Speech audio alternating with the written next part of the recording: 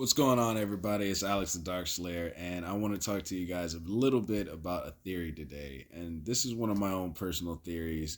I'm sure you've heard of it before, but I've never really heard anyone talk about it in detail.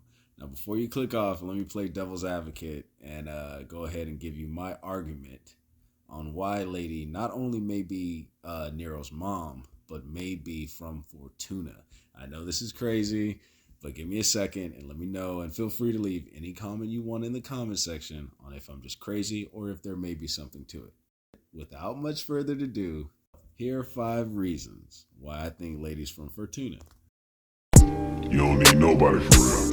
It's one of those times where when you finally make that realization, you get it. If you know. Okay, look. On my own, I left, bruh.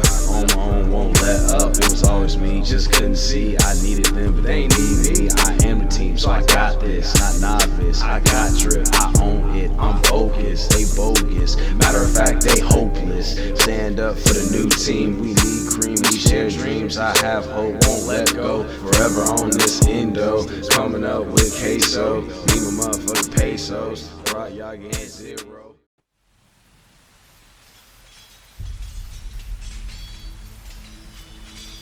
You've heard of it, haven't you? The legend of Sparta? When I was young, my father would tell me stories about it. I never believed it. I thought it was just a child's fairy tale. Now that's very interesting that her father would tell her that, because as we see in DMC 3 and DMC 5, they're, for the general consensus of the world that is Devil May Cry, most of the humans have seemingly completely forgotten about demons or have no memory of them in that area. Now, we do have what is considered a disconnected world for Devil May Cry. Some places like, let's say in DMC 2, Vidu Marley, the little island town, not only knows about demons, but has a group of defenders that protect the island from it. Another place like that would be Fortuna. Fortuna not only knows about demons, but had one serve as his feudal lord. You might have heard about him, Sparta. It makes sense that if Lady was from Fortuna, that, well, her father would tell her stories about the person that they pray to every single day. That makes much more sense than him just deciding randomly to tell his daughter about a demon that decided to be a good guy and let her go to sleep to that every night. That always seemed weird to me, and it always stuck out to me. Could she have been getting bedtime stories about Sparta because she was from Fortuna?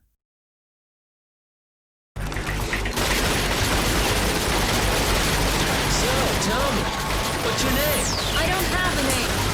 Okay, then what should I call you? I don't care, whatever you want.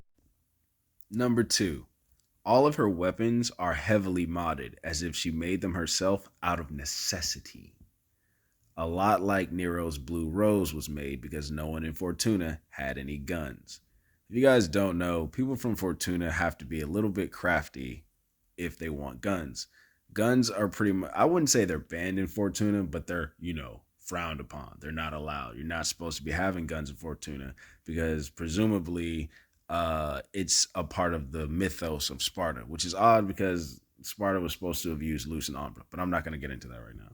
What I am going to say is that Lady definitely has modded the hell out of her firearms. I mean, they're definitely not average, and you could see that being kind of the same situation with Dante. And I think that with her, the reason why hers are so much more hard-nosed in style of craftsmanship is because of the fact that she had to make them herself, because in Fortuna, no one had any firearms or easy to get mods for them. So she pretty much had to make them very guerrilla style.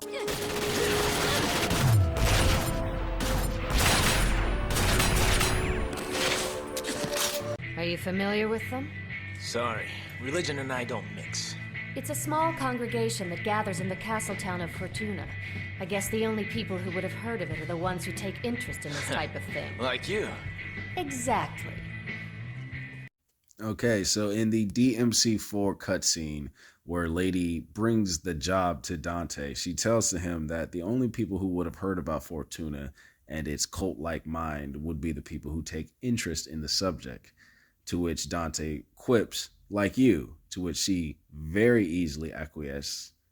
Exactly. Taking that not for on the nose, why would she have an interest in Fortuna? What about Fortuna and specifically their worship of Sparta would interest Lady? Lady seemingly had no interest in Sparta outside of Arkham's obsession for him. So why would she take an interest in Fortuna? Perhaps because she is from there.